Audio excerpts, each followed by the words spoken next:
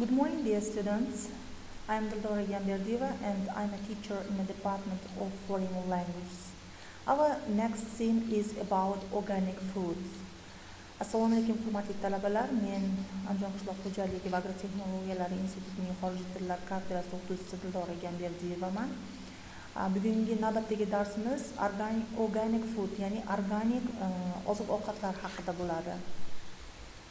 Organic foods. What is organic foods? What is organic? Organic foods are items that are produced, processed, and packaged without using chemicals, including items such as vegetables, fruit, milk, meat, and cotton. Organik oziq-ovqatlar bu sabzavot, meva, sut, paxta kabi mahsulotlarni va yana shu jumladan kimyoviy moddalarni ishlatmasdan ishlab chiqariladigan, qayta ishlanadigan va qadoqlanadigan narsalar hisoblanadi. Organic farming doesn't mean that they go back to methods used hundreds of years ago.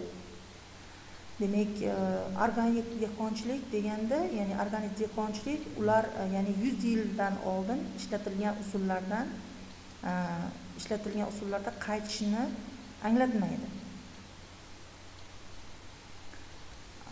They take modern scientific knowledge and combine them with useful traditional farming methods. Ya'ni ular zamonaviy ilmiy bilimlarni egallagan va ularni an'anaviy dehqonchilik usuli bilan birlashtiradiganlarini aytsak bo'ladi.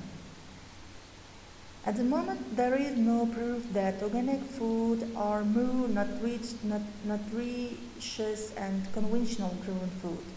And the key issues for concern are pesticide residues and on-food agriculture practice that hurt the environment and antibiotic use in animals. Yani hozirgi vaqtda yani organik oziq-ovqat mahsulotlarini odatdagidek yetishtirilgan oziq-ovqatlarga qaraganda to'yimli ekanligi isbot qilinmagan, ya'ni isboti yo'q deyarli. Tashvishga soladigan bir asosiy masalalar oziq-ovqat mahsulotlarida va ularni pestisid qoldiqlarini atrof muhitga zarar yetkazadigan qishloq xo'jaligi amaliyoti va hayvonlarda antibiotiklardan foydalanishda deyilgan. Many of the known pesticides are known to cause numerous serious health effects. Ya'ni ma'lum bo'lgan ko'plab pestisidlar sog'liq uchun ko'p jiddiy oqibatlarga olib kelishi ma'lum bo'lgan. Organic farming is better for our environment. Organic farmers don't use synthetic fertilizers, pesticides and herbicides. Ya'ni organik dehqonchilik bizning atrof muhitimiz uchun yaxshiroq hisoblanadi, ya'ni yaxshiroqdir. Ya'ni organik dehqonchilik sintetik o'g'itlar, pestisidlar va gerbisidlardan foydalanmaydilar. So instead they adopt techniques to nourish crops and protect the soil, which reduces groundwater pollution, uses less energy and less water. Shuning uchun ular ekinlarni norish qilish va yer osti suvlarining ifloslanishini kamaytiradigan, kam energiya va kam suv sarflaydigan tuproqni ya'ni himoya qilish bo'yicha texnikani qo'llaydilar. Organic farming isn't just for vegetables but animals as well. Ya'ni organik dehqonchilik nafaqat sabzavot, meva, ya'ni balki hayvonlarga ham tegishlidir.